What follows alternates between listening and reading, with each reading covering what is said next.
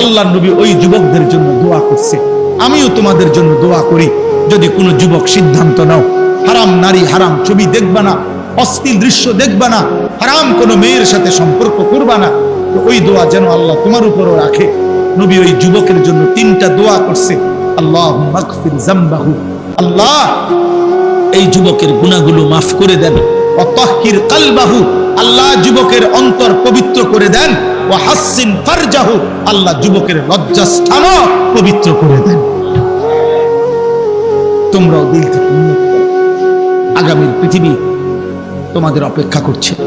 দোস্ত, তোমরা তোমাদের পৃথিবী কষ্টের বানাইও না। যুবক ভাই, তোমার দাদা তোমার আগে চলে যাবে কবরে।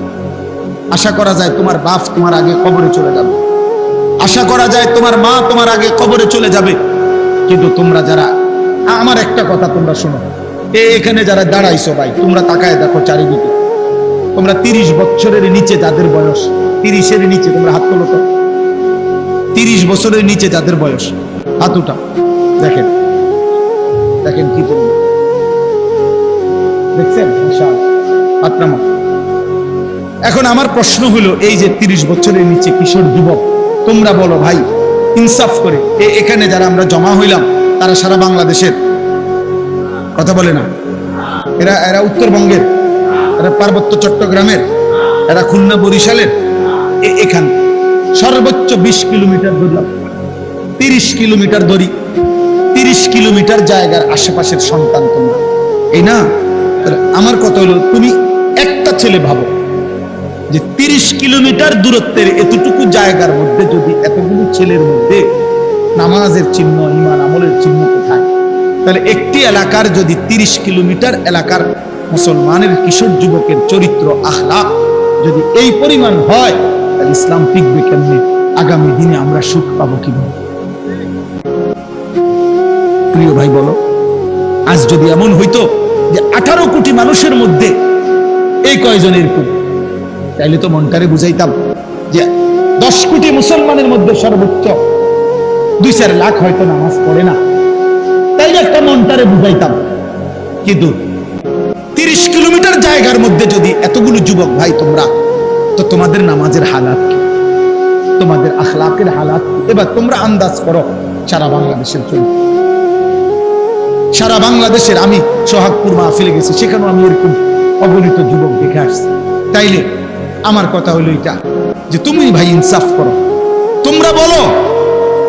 খোদার কসম, নবীজি বলছে লা ইয়াকুনু ফি উম্মতি খাসফুন ওয়া কাসফুন ওয়া মাসখুন, তিরমিজি শরীফের হাদিস।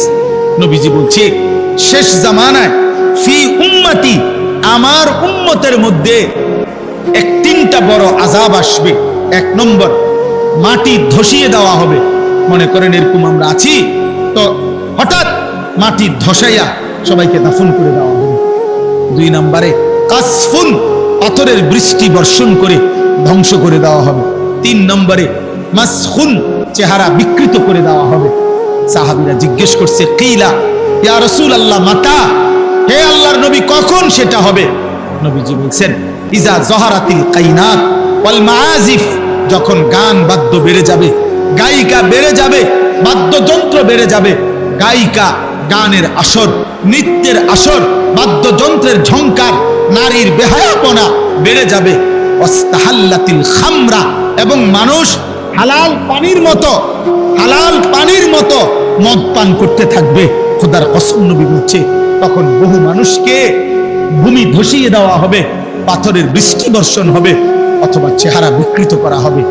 আমার যুবক ভাই, সারা দিনে আমি কেন চিল্লাই? আমার এই চিৎকার আহাজারির মূল কারণ এটা দোস্ত।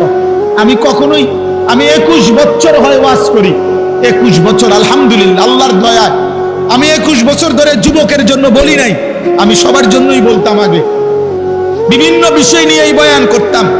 আমি বুঝি না, আমি জানি না আমার মালিক কেন আমারে বলাইছে। কিশোর নওজোয়ানের জন্য আমি বলি কেন, এও আমি জানি না। আমি নিজেও বুঝি না, আমারে কোনো কেউ নিয়মতান্ত্রিক কোনো মন্ত্রণালয় দেয় নাই, আমারে কোনো দায়িত্ব দেয় নাই, আমারে কেউ আলাদা বলে নাই। আমি এমনি আল্লাহর পক্ষ থেকে আমার দিলে আসে এটা যে তোমরা কেমনে বাঁচবা। আমার ভয় এটা, তোমরা যদি এই পরিমাণ ছেলে নামাজ না পড়ো, তোমরা